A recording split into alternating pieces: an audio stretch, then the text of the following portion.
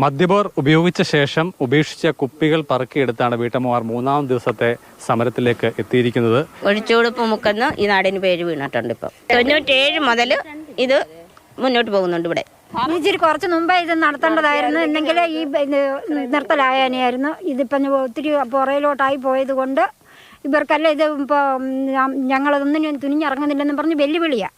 ആ വെല്ലുവിളിയുടെ ഇതുകൊണ്ടാണ് ഞങ്ങളിപ്പോൾ ഇറങ്ങി തിരിച്ചതും. നാട്ടുകാർ നല്ലൊരു വിഭാഗം ആളുകൾ മദ്യത്തിന്റെ മയക്കുമരുന്നിന്റെ ഒക്കെ അടിമകളാണോ? എന്റെ കൊച്ചുമക്കൾ വരെ ഉൾപ്പെടാൻ കൊടുക്കരുത്, സാധനം കൊടുക്കരുതെന്ന് രായനോടി എന്ന് പറഞ്ഞൊക്കെ.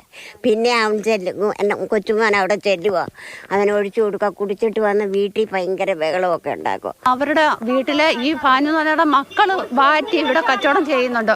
ഹോൾസെയിൽ കടയാ ഈ കട. ഇന്നലെ വരെ ഈ ചാരായം വിൽപ്പന അല്ലാതെ വേറൊരു കച്ചവടം ഇല്ലായിരുന്നു. ഇന്ന് രാവിലെ പൊട്ടി മുളച്ചതുപോലെ അവിടെ 3-4 ഭരണിയും വെച്ച് കുറെ മുറുക്കാനും വെച്ച് ഇന്ന് രാവിലെ ഇതെന്ത് പഞ്ചായത്തുകാരുടെ കണ്ണിലും ഇത് ശ്രദ്ധയിൽപ്പെടുത്തണം. എന്താണെന്ന് വെച്ചാൽ ഇങ്ങനെയുള്ളൊരു കടയ്ക്ക് വീണ്ടും വീണ്ടും അനുമതി കൊടുക്കരുതെന്നാണ് ഞങ്ങളുടെ ആവശ്യം. ആ മറവി വിൽക്കുന്നുണ്ടോ എന്ന് എങ്ങനെ അറിയാൻ പറ്റും? ഞങ്ങൾ എന്തായാലും രാത്രി വന്നിരിക്കാൻ പറ്റത്തില്ലല്ലോ. ഞങ്ങൾ ഇന്നലെ ഇവിടുന്ന് പോയപ്പോൾ 1 മണിയായി പെണ്ണുങ്ങൾ. അതുപോലെ തന്നെ ഇതിനൊരു തീരുമാനം, ഈ കട കച്ചവടം നടത്തണ്ടെന്ന് തന്നെ ഞങ്ങളുടെ തീരുമാനം. ഇവിടങ്ങളിൽ തന്നെ ഒരു 5 കുടുംബങ്ങൾ ഇത് തന്നെ ഉണ്ട്. ഹോൾസെയിലായിട്ട് എടുക്കുക, കുറച്ച് വിൽക്കുക.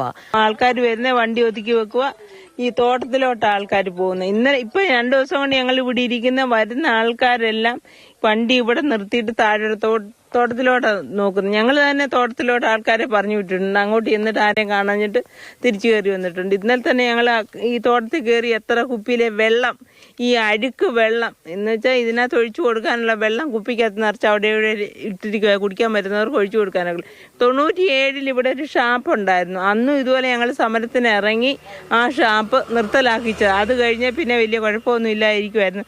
ഇപ്പം പിന്നെ ഈ ഭാനുവിന് ഈ ക്യാൻസർ ആയതെന്ന് പേരിൽ ആ മറവിൽ കച്ചവടം ചെയ്തുകൊണ്ടിരുന്നു. അയാൾക്ക് അരി മേടിക്കേണ്ടതെന്നുള്ള ആ ഒരു 2-3 വർഷം കൊണ്ട് അങ്ങനെ എല്ലാവരും ഒന്ന് അമങ്ങിയിരുന്ന. അങ്ങനെ ആയി കഴിഞ്ഞപ്പോൾ ഇതൊരു ഹോൾസെയിൽ കടയായിപ്പോയി. അപ്പം ഇത് ഭാനുവിൻ്റെ മോനുണ്ട്, ഉമേഷ് എന്ന് പറഞ്ഞാൽ, അവനും അവൻ്റെ 3-4 കൂട്ടുകാരും എല്ലാം കൂടെ മാറ്റി ഈ തോട്ടത്തിലിട്ട് മാറ്റി ഇവിടെ കൊണ്ടുവന്ന് ഹോൾസെയിൽ ഇവിടെ കൊണ്ടുവന്നിട്ട് എല്ലാവർക്കും. അപ്പോൾ അതുകൊണ്ട് ദൂരെ നിന്നൊക്കെ ആൾക്കാർ ഇവിടെ വന്ന് വണ്ടിയാണ്, 2 സൈഡിലും വണ്ടി. ഈ കുട്ടികൾക്ക് സ്കൂളിൽ പോകാൻ പറ്റത്തില്ല, പെണ്ണുങ്ങൾക്ക് റോഡേ പോകാൻ പറ്റത്തില്ല, അനാശാസ്യ വാക്കുകളൊക്കെ പറഞ്ഞിട്ടുള്ള. അതുകൊണ്ട് ഇനി എന്തുവാന്നേലും ശരി ഈ കാര്യത്തിൽ ഇനി മദ്യം നിർത്തിയിട്ടേ ഞങ്ങൾ മാറത്തുള്ളൂ.